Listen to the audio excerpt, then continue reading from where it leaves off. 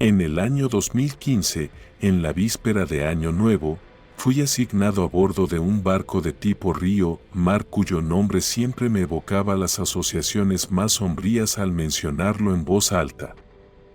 Al día siguiente de mi llegada, lleno de emoción y falta de confianza en mis habilidades, comencé mis responsabilidades como marinero de cubierta. Fue mi primer viaje y, posteriormente, el último. Nunca antes había tenido experiencia con la mar ni había considerado seriamente la profesión de marinero. Sin embargo, las razones que me llevaron a cambiar abruptamente mi opinión al respecto no las describiré, pero puedo decir brevemente que esta decisión se tomó voluntariamente y no por curiosidad ante una vida llena de aventuras como lobo de mar, un estereotipo que nunca me interesó en absoluto. Por lo tanto, durante todos los días que pasé en el mar, no compartí en absoluto el entusiasmo típico de quienes ejercen esta profesión. Siempre me persiguió la nostalgia por mi hogar y, a pesar de la presencia constante de mis compañeros y la rutina de trabajo, el sentimiento de soledad me atormentaba día tras día. Mi vida aquí transcurría de manera monótona y gris hasta que un día me tocó presenciar los eventos más horribles que recuerdo hasta el día de hoy con aversión en el corazón.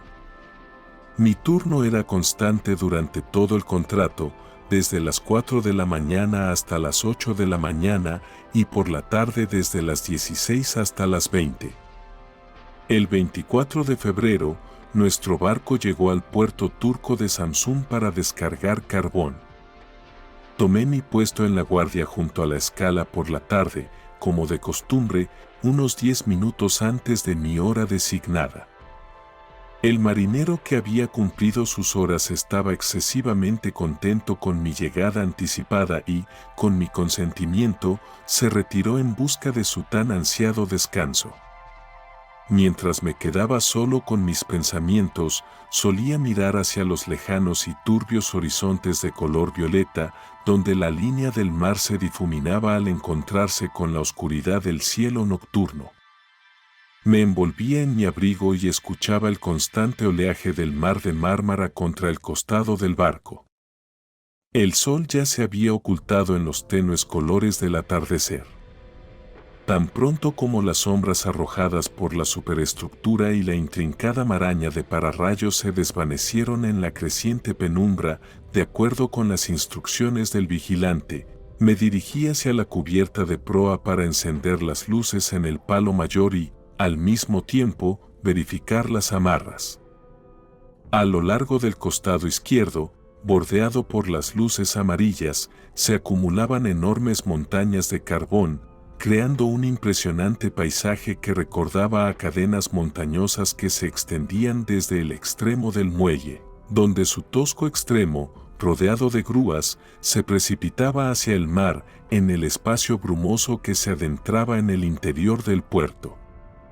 Después de recorrer el costado izquierdo, subí por la escalera de hierro sin pintar hasta la cubierta de la proa, encendí el interruptor en el palo mayor y comencé a patear las gruesas cuerdas de nylon, determinando cuán tensas estaban hacia los mozos en el muelle.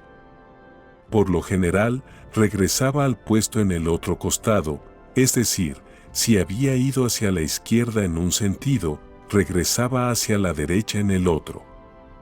Con el tiempo que pasé en el barco, desarrollé una serie de peculiaridades similares.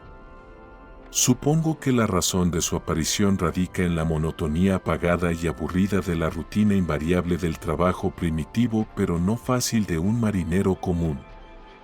Aunque esta percepción es única para mí, muchos marineros apretarían los puños ante tal descripción de su arduo oficio, en el cual, según lo que sé, además del trabajo, logran encontrar una gran cantidad de entretenimientos e incluso pasiones.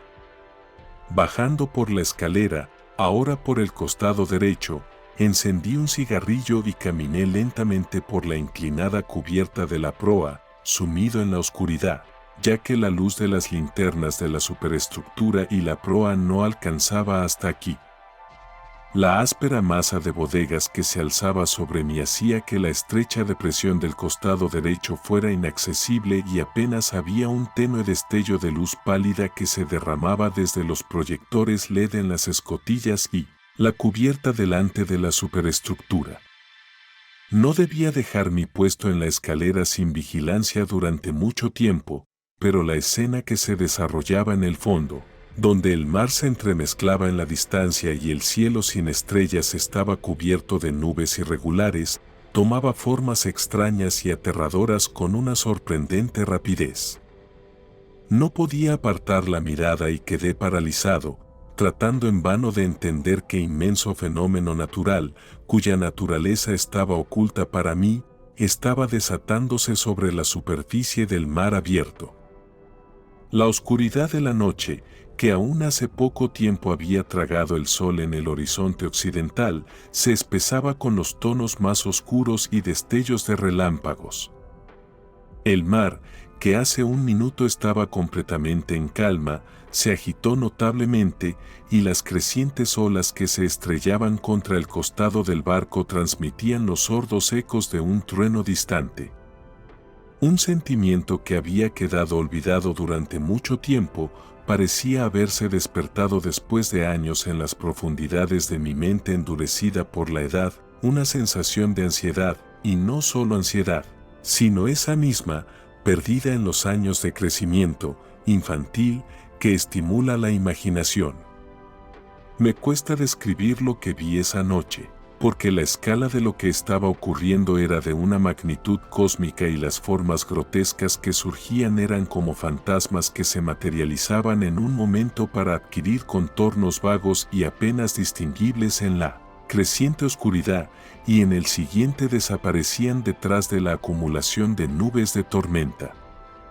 Si de vez en cuando, bajo la impresión aterradora del espectáculo de la furia de la tormenta que se aproximaba desde el abismo de la noche, caía en una locura momentánea, no puedo afirmarlo con certeza. Lo que puedo decir con cierta claridad es que algo que se elevaba contra el fondo de un cielo tembloroso, se movía sobre dos patas, arremetiendo con su masiva corpulencia cósmica contra las masas de nubes, enroscándolas en vórtices diabólicamente hermosos que se volvían púrpura a la luz de los relámpagos.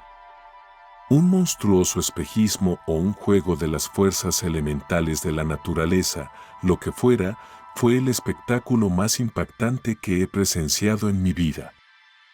El pánico aún no había llegado a mi mente aturdida, pero una ola de un miedo indescriptible me debilitó las piernas y me impidió moverme. Caí de rodillas, aferrándome a la borda y, absorto por la terrible visión, experimenté en su totalidad mi propia impotencia frente a un fenómeno tan poderoso. Digo fenómeno, no criatura, solo debido a las persistentes convicciones de mi cordura, a las que todavía se aferraba por un tiempo, a pesar de las salvajes e impactantes suposiciones que se habían infiltrado inexorablemente en ella. Acompañado por incesantes destellos de relámpagos, un desconocido en este mundo para cualquiera, excepto para raros locos que se atreven a tocar los secretos prohibidos de otro mundo. Un invitado no deseado de alguna región ajena al universo, era desmesuradamente grande y, sin lugar a dudas, traía consigo consecuencias catastróficas para nuestro planeta. No puede haber un fenómeno semejante sin desencadenar cataclismos. ¿De qué abismo surgió esta criatura, cuyas dimensiones eran ridículas para describirlas como gigantescas, excedían todos los mitos conocidos por la humanidad? Doy gracias a Dios por haber ocultado la cabeza de la bestia en la oscuridad de la noche y la constante cortina de nubes que se condensaba alrededor de la figura del monstruo no me permitió perder la razón por completo. La criatura, sin duda, más alta que cualquier pico montañoso que la tierra haya conocido, movía lentamente sus extremidades masivas como columnas, haciendo que el mar se agitara y levantara enormes olas. Afortunadamente, aún no habíamos descargado las bodegas, de lo contrario, Las masas de olas que se acercaban habrían sacudido el barco y, sin duda, habríamos aplastado el costado izquierdo contra la estructura de hormigón del muelle. El estruendo de los truenos lejanos se extendía sobre la superficie inquieta del mar, pero en ocasiones me parecía que entre el estruendo de la inminente tormenta escuchaba un rugido prolongado y cortado, o más bien, un burbujeo. El sonido me resultaba familiar, pero no podía relacionarlo con ninguna de las criaturas conocidas por mí en el mundo terrestre. Luego, experimenté un olor repugnante. El hedor llevado por el viento desde el mar era insoportable y me provocaba náuseas, olía a una mezcla insoportable de azufre y algas en descomposición. Por lo general, esos olores se encuentran en las playas durante los días calurosos de verano. Sin embargo, la diferencia radicaba en el grado de intensidad, el hedor era verdaderamente mortal. Permaneciendo prisionero de un miedo paralizante, no encontraba la fuerza para sacudirme la entumecedora frialdad ni me atrevía a asomar la cabeza sobre la borda. No podía desprenderme de la insensata idea de que esa abominable criatura, que atravesaba los insondables cielos con su corpulencia en forma de barril, podría estar observándome desde sus lejanías celestiales. La panorámica de las fuerzas infernales enloquecidas se desplegaba ante mi mirada febril a través de la alargada abertura ovalada de la escotilla. No tengo la menor idea de cuánto tiempo permanecí así, con la mirada fija en la pesadilla que brotaba de la neblina tumultuosa a muchas millas al este, saliendo con formas grotescas de las profundidades de la noche. Sus dos piernas ciclópeas empujaban las masas de agua, mientras el demonio se alejaba hacia el corazón de la tormenta que rugía en la noche. Las nubes que envolvían su figura borrosa en medio de los relámpagos se condensaban y formaban una especie de cortina fantasmagórica que se retorcía en un vórtice gigante y perforaba la superficie del mar, creciendo y transformándose en un verdadero torbellino. El monstruo se alejaba gradualmente, desapareciendo en la oscuridad que se iba volviendo cada vez más negra. Luego, un trueno de una fuerza aterradora retumbó, incluso el casco del barco tembló perceptiblemente y los cristales de los ojos de buey vibraron.